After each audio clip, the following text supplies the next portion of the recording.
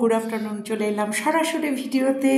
আর মাছের সর্ষে পোস্ত চলছে রান্নার ঘরে। আজ স্পেশাল রান্নাটি হচ্ছে আমার বদ্দিমার জন্য। ওরা আজকে আমাদের বাড়িতে আসছে।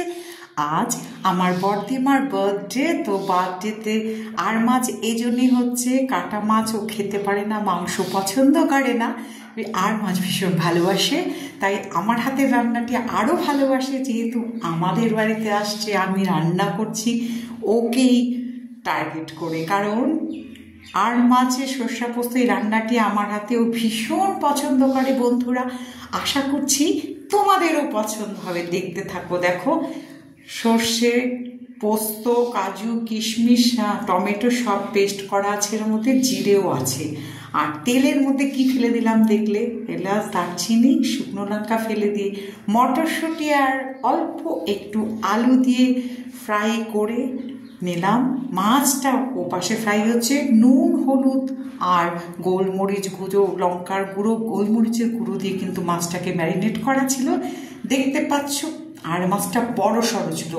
মশলাটা কষানোর মধ্যে সামান্য পরিমাণ দুধ দিয়ে দিলাম, মানে ঝাল মিষ্টি এরকম টেস্ট হবে। আর একটু দুধ দিলে কিন্তু সেটা ভীষণ একটা সুন্দর একটা টেস্ট হয়। এটা তোমরা যারা রান্নায় দুধ ব্যবহার করো তারা জানো। তো চলো, মশলাটা কষতে কষতে দিয়ে দিলাম কড়াইটা কেছে গরম জল। দিয়ে দিচ্ছি একে একে আর মাছের ভাজার টুকরোগুলো। মাপ মতন করে কাটা আছে, বড় করে আর কি, বড় মাপের সাইজ হয়েছে বলতে পারো। দেখো, দেখে কিরকম একটা আকর্ষণ হচ্ছে না, যে রান্নাটা কিন্তু খেতে হেভি হবে। সত্যি সত্যি এই রান্নাটা আমার হাতে স্পেশাল বলে আমার বদ্দিমা মনে করে। দেখো, রান্নাটি রেডি হয়ে গেল সার্ভিং বলে কিন্তু ঢেলেও দিয়েছি। কেমন কালারটা হয়েছে দেখে কিন্তু তোমরা বলবে ফ্রেন্ডস। বার্থডে স্পেশালে মাংস নয়, পোলাও নয়, হচ্ছে আর মাছের সর্ষে পোস্ত ভাপা। তো ভাপাটা কিন্তু অলরেডি আমার রেডি হয়ে গেছে। কিছুটা সার্ভিং বলে রাখলাম, বাকিটা কড়াতে রাখলাম। আর বন্ধুরা, রান্নাটি একবার করে দেখবে, খেয়ে দেখবে, তবে বুঝতে পারবে এর স্পেশাল ব্যাপারটা কিন্তু এই রান্নাটার মধ্যে আছে, যেটা আমি তোমাদের কাছে শেয়ার করে দিলাম। তো বার্থডেটা কিন্তু আমরা রেডি করে ফেললাম। ভাত, মাছ এসব দিয়ে খাওয়া হচ্ছে।